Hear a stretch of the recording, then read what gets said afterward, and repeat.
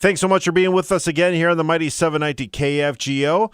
Time again for our Twins Weekend Wrap with the play-by-play voice of the Minnesota Twins on the television side, Dick Bremer, brought to you by Jefferson Lines, your number one bus experience for over 100 years, serving North Dakota and cities throughout the Midwest. And Dick, speaking of the Weekend Wrap, this was a good one to wrap up, huh? It was a really good but chilly weekend at Target Field. The Twins could very easily have won all three games, but the main thing is they got a look at the Cleveland Indians. They beat them twice, and I think the Indians look very vulnerable, at least right now, and that should, in addition to the wins themselves, that should give Twins fans little encouragement. You know, so much going into the season is about the pitching and what have you. You know, that's always a concern when it comes to Twins fans and baseball fans, but I know it's only a 3-game sample, but so far so good. Yeah, I was particularly delighted to see how Michael Pineda looked in the series finale on Sunday. It looked like he had great command. The pitching conditions were terrible, of course, with it being so cold. And to have that kind of command with the variety of pitches that he has, hopefully will bode real well for the Twins. We haven't seen Kyle Gibson yet. He's going to pitch here in Kansas City on Wednesday. He'll be a big part of the rotation. Martin Perez has looked good. So, yeah, you can get impressions at this point of the year. You can't come to any conclusions, but the early impressions are pretty positive for the Twins starting pitching. I almost fell off my chair as I walked down in the family room, and I was busy doing stuff on Saturday. And I can't remember the exact stat, but you said on the television side, you said that this is the first time since I can't remember when two pitchers back-to-back had over how many strikeouts in the first 2 games of the season. I'm thinking back to the days of, Schilling and Pedro or whatever. That was stunning to me. I can't remember exactly what you're talking about, but that just seems so odd with some of the dual pitchers that we've had for some ball clubs for the past 20 years. Yeah, I still have a hard time believing it. The stat was Barrios and Odorizzi were just the second pair of pitchers to start a season with 10 or more strikeouts in a start. And I still have a hard time believing that. The others were Randy Johnson and Kurt Schilling, but you would have thought, my gosh, Bob Gibson, just Jim Palmer, the great rotation the Orioles had, that somebody, would have done that many more times than just the second time in baseball history. But maybe it's yet another example of how prevalent strikeouts are now compared to how relatively rare they were not that long ago. It was an amazing stat, and Elias provided it. And they're the stat gurus and the absolute authority when it comes to things like that. So it's true. It just seems very hard to believe. It really does. I mean, so is this just the new norm for baseball now, is more strikeouts and more home runs? I mean, it just seems so odd that we're not going to be as concerned. I mean, what would they have told Rod Carew, that you shouldn't lay down a bunt anymore for a base hit?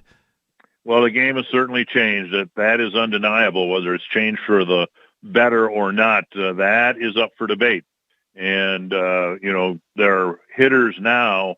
I remember a long time ago, I used to do games with Harmon Killebrew, and he used to say there was a stigma attached to a hitter striking out 100 times. And regardless of how many home runs you hit, you just didn't want to strike out 100 times. Well, now 200 is the new 100 in terms of strikeouts. There are guys that'll have 100 strikeouts, by Memorial Day almost. And so, whether it's good for the game or not, that's up for debate. But it's undeniable that the stigma attached to 100 strikeouts just is not there anymore. Dick Bremer with us here for our Twins Weekend Wrap on the Mighty 790 KFGO, brought to you by Jefferson Lines. And, the man that you're in the booth with as of late, Justin Morneau, you think about his MVP year. Yeah, he had home runs, but he could hit for average. He could hit a lot of doubles, too. I mean, those are my dream type of players. Yeah, and Justin, of course, made himself a really good hitter. And I don't know that he necessarily agrees with the new philosophy as it relates to hitting and what is successful and what isn't. You've got so many with this emphasis placed on launch angle. To me, that necessarily creates holes in your swing. And when that happens, and when hitters can figure out what those holes are and exploit them with the velocity that's in the game now, well, that all helps explain why there are so many more strikeouts. I think you and I chatted last week. Don't be surprised if you see some Big Ten type of football scores with some of these Twins clubs and some of these Twins games that we're going to see. And maybe there was a little bit of that yesterday, and of course helped up by Nelson Cruz. He gave the fans what we're kind of thinking we'll see at Target Field with him. Yeah, I think he's shown as a visiting player the ability to hit well at Target Field. And the hope is that he'll hit as well for the Twins as he's hit against them at Target Field.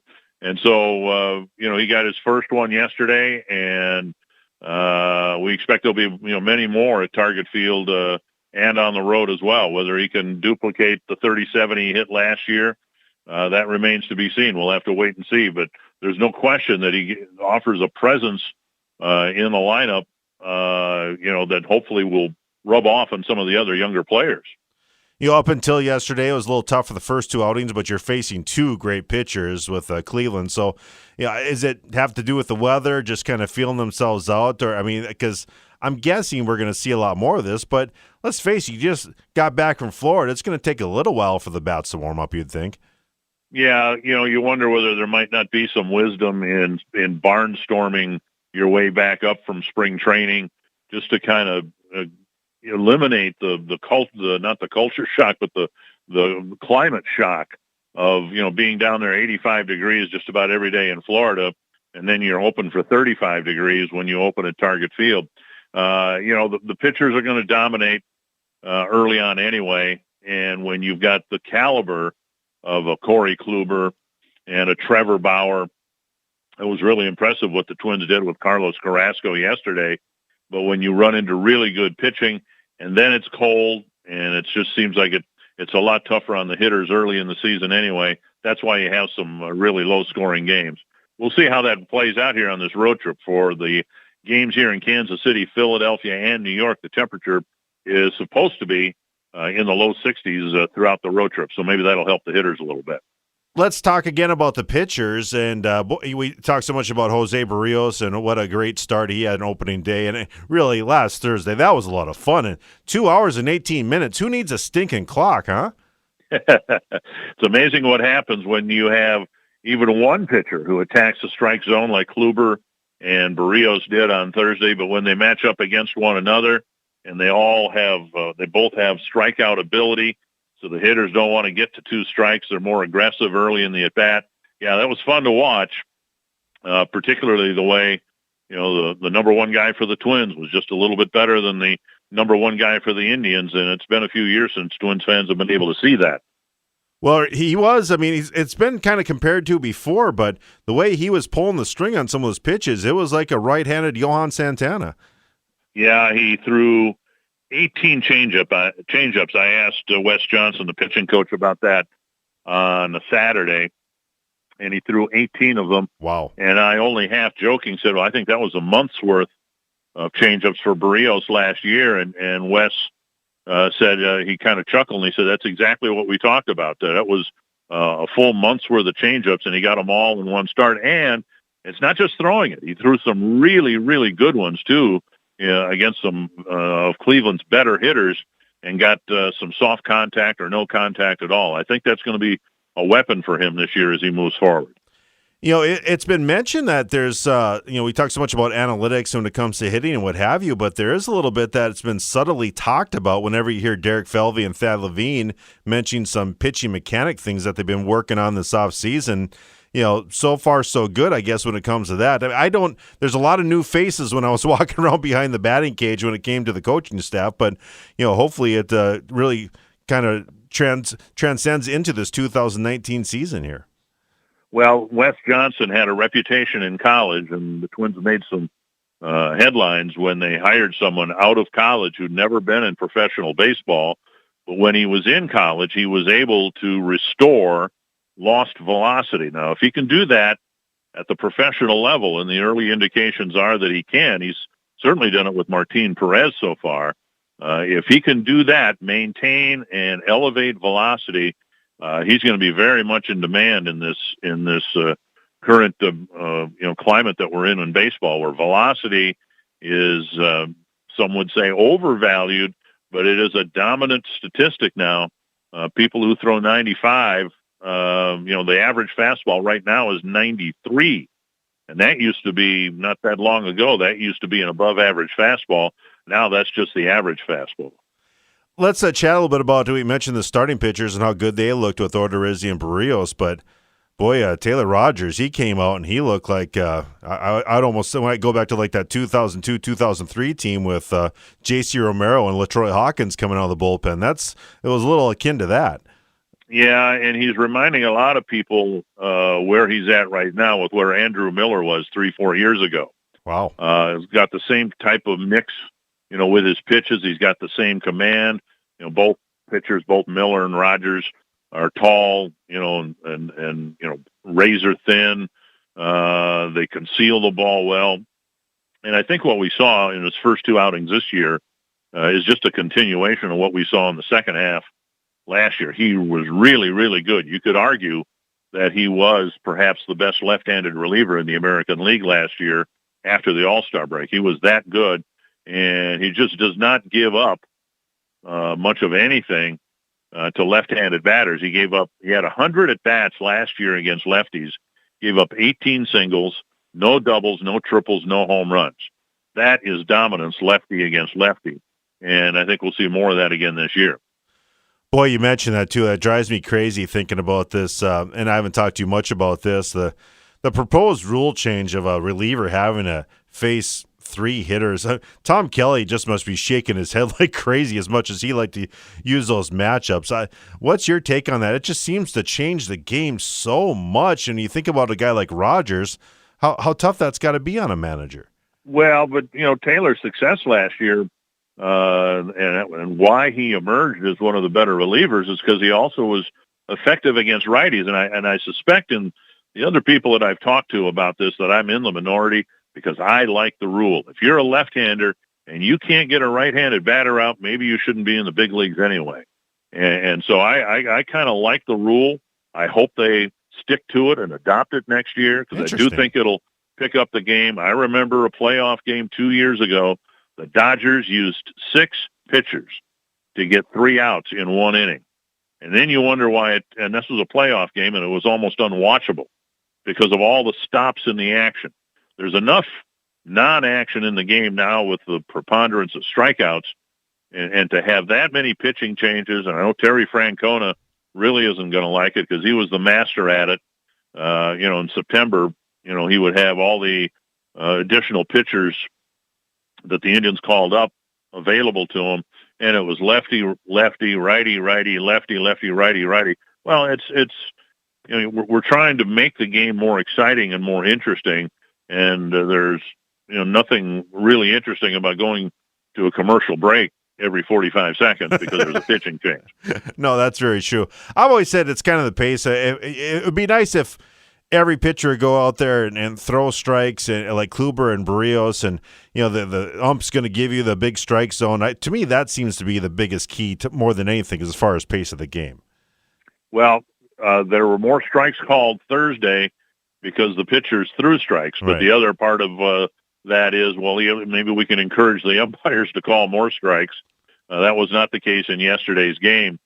We had a home plate umpire that was really struggling with the strike zone, I thought. And so that's all part of it, too. And maybe the answer eventually will be the electronic strike zone. Pitchers will pitch more aggressively if they know that if they throw it in the strike zone, it'll be called a strike. That might help.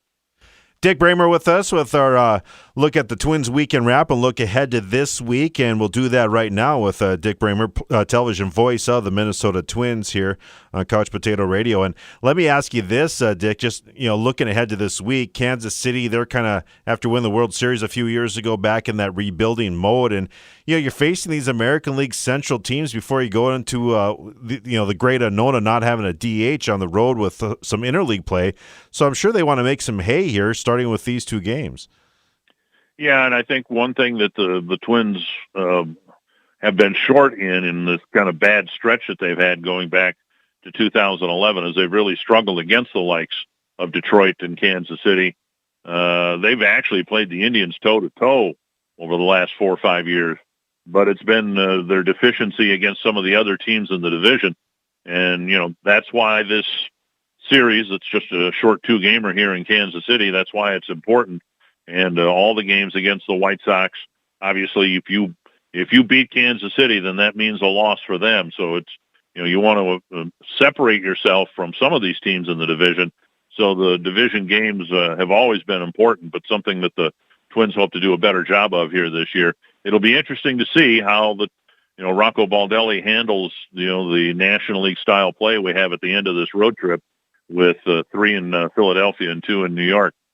Because it's a different game, and without Nelson Cruz available, unless he plays in the field, I don't think Twins fans want to see Nelson out there, 2 out of 3 games, or 3 out of 5 even, especially given the youth of the Twins outfield. If Nelson Cruz plays in the outfield, then who are you going to sit? Buxton, Rosario, right, Kepler.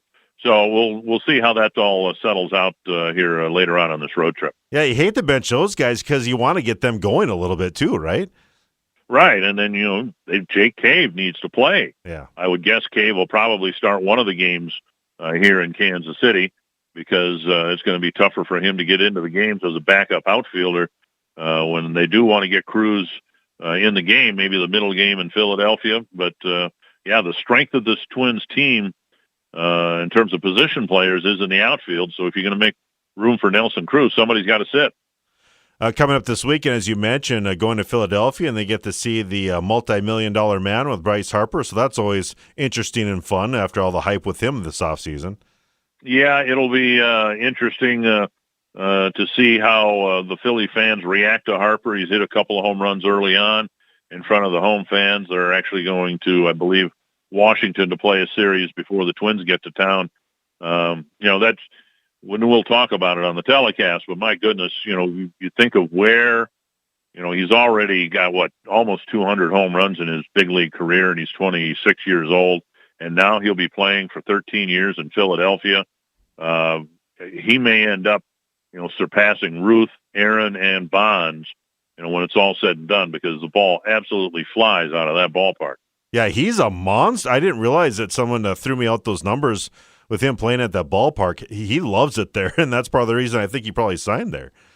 Well, and we've played there before, and we had a crazy 11-10 game there, where everybody, including Drew Butera, hit a home run for the Twins late in the ball game. So I know the hitters who were really frustrated because it was tough getting hits and runs in the Cleveland series at Target Field in the cold. They should love hitting there this weekend. Final thing for Dick Bremer here on our Twins Weekend Wrap and looking ahead to this week, brought to you by Jefferson Lines, is you mentioned Rocco Baldelli, first win as a manager on the opening day. And, I loved Gardy. I certainly like Paul Molitor for many different reasons. He was always a class guy to deal with. And seems like this guy is just kind of fitting into the Twins way that we know with this organization for as long as you've covered and as long as I've been a fan. Yeah, the history of the Twins organization, of course, has been to promote from within. They did that, going back when Tom Kelly got the job. He was the third base coach. Ron Gardenhire was the third base coach. Paul Molitor was in the organization, before he was named manager, and was on the coaching staff right before he was named manager. But to bring someone, A, from the outside like they've done with Baldelli, and then B, someone who's never had managerial experience, so far so good. He's got a couple of wins. The Twins are off to a good start. I think to the extent you can create a little bit of a buzz after 3 games, they've done that. We'll see how it fares, how the first road trip fares, and managing by National League rules and all that. But so far, so good for the new Twins manager. Dick, thanks so much. We'll talk to you again next Monday as we'll see how this road trip goes starting tomorrow night. And who do you have up in the booth with you this week? I've got Justin Morneau. He's not in Kansas City here yet, but Justin's going to do the first 3 weeks, I guess. So okay. We'll look forward to working for him or with him. And he says he likes to eat on the road. So we'll probably be on the treadmill a lot here in the morning if I end up having dinner with him. So yeah, he still looks like he could play. I saw, seeing him up at the opener up at Target Field, man, he's still in good shape. Yeah, it was just a couple of years ago he was still playing, and I've enjoyed working with him. I think he's been very insightful, and of course Twins fans remember how good of a ball player he is, and I think he's done a great job in the booth as well. Dick, thanks so much for your time, as always. We'll talk to you again next Monday. Next Monday, we'll have an off day in New York. All right, very good. Twins play-by-play voice on the television side, Dick Bremer, with us for the Twins Weekend Wrap, sponsored by Jefferson Lines. Jefferson Lines, your number one bus experience for over 100 years, serving North Dakota and cities throughout the upper Midwest. This is Couch Potato Radio. Derek Hanson with you on the Mighty 790 KFGO. All right.